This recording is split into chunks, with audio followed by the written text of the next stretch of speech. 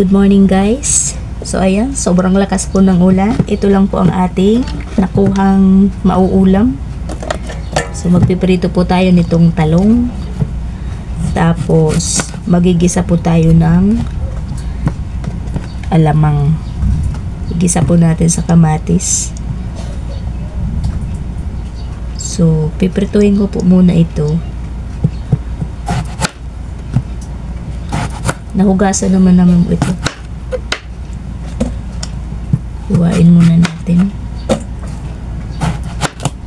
Yan. Buti po walang mga uod. Magaganda. Lilinis po. Sana lahat wala ganun.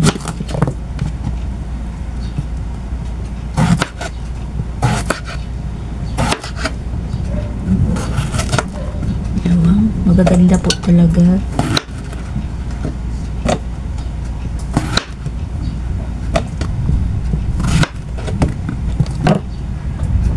Guys, mainit na yung ating mantika.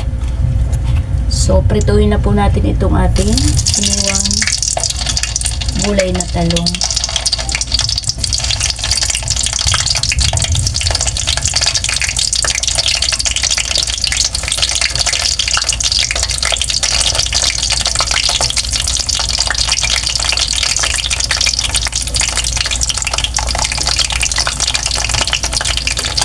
So, mas masarap po nito yung talagang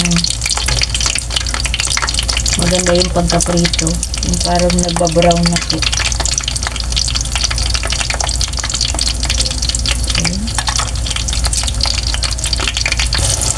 And guys, okay na yung ating unang batch ng prito. Tanggalin na natin sa mantika. Ayan po, maganda po yung ganito na ka-brown, mabango.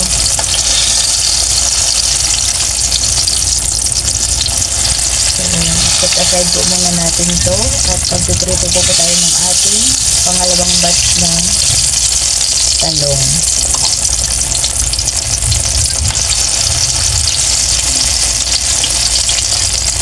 So guys, habang piniprito po natin yung ating pangalawang salang ng ating gulay na talong, so ito po yung aking mga pagigisahan.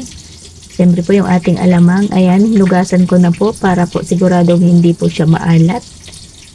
Siyempre po maraming kamatis, may sibuyas, bawang, mayroon din po tayong kaunting karne ng baboy at lalagyan po natin ng kaunti pong sili para po masarap. Sakto po sa ngayong taglamig, sobra po kasing ulan. So ayan, ito na po yung aking unang batch na pritong talong. Yan, may piniprito pa po ako. So tara po, igisa po natin. So guys, tapos na po natin prituhin itong ating gulay na talong. So igigisa na po natin yung atin pong alamang. So ayan. Ito po munang baboy na kaunti. Para po maluto.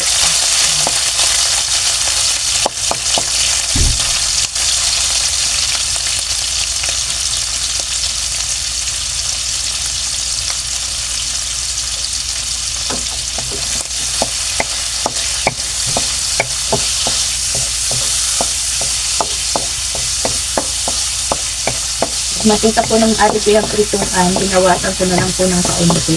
Tapos ito na rin po yung ating kawaling ginagawa. Dito naman po natin siya niluto.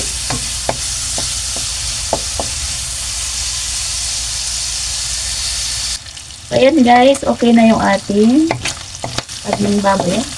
Naputok-putok pa. So igisa na po natin yung ating bawang.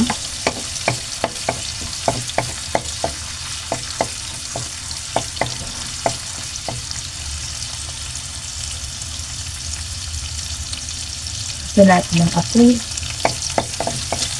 Ayan. At itong sibuyas. Hintayin natin mag golden brown din siya.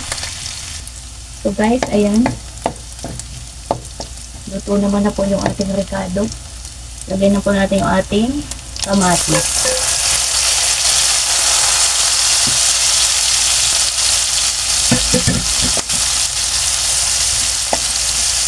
Durugin po natin ito para po makatas.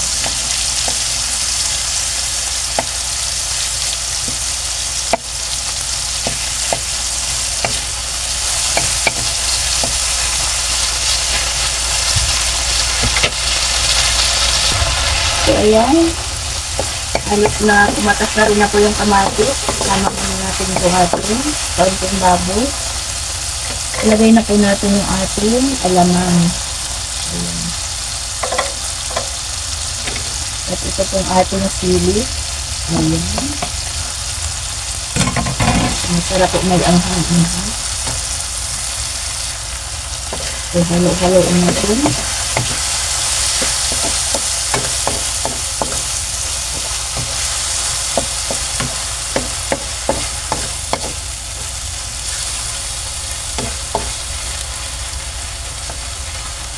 Lagyan po natin ng seasoning. Ayun. At lagyan din po natin ng kaunti pong suka. Kasi po, madami po yung ating alamang. So, magtatabi po tayo ng kaunti. Ayun. Pampagana po sa ating pagkain. Hindi naman po pwedeng ubusin doon sa ating itong talong. Ayun. Madami-dami po ito. Antayin po natin matuyo. Mas masarap po yung ganun, yung medyo tuyo po yung alamang. Bago po natin ihalo yung ating prinitong talong. So, ayan, tuyo na. Tikman na natin, guys.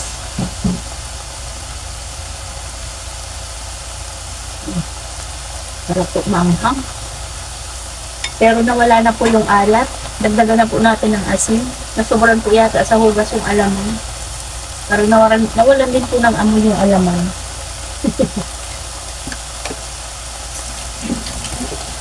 Sarap po nung anghang. Kumakapit sa lalamunan. So, ayan. Magtatagi po tayo nito sa maliit na baon. Bago po natin sama po yung ating prinitong talong. Then guys, babawasan po natin kasi sobrang dami. So magtatabi po tayo dito sa baon na natin. Ayan, para po meron tayong appetizer pag kumakain.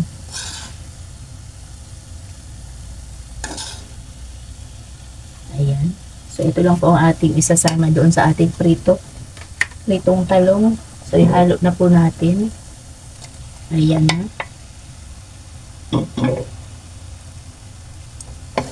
Ayan, ihalo natin.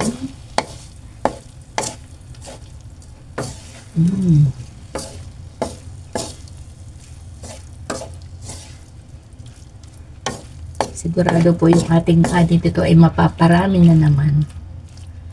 Dahil may anghang pa pong kaunti.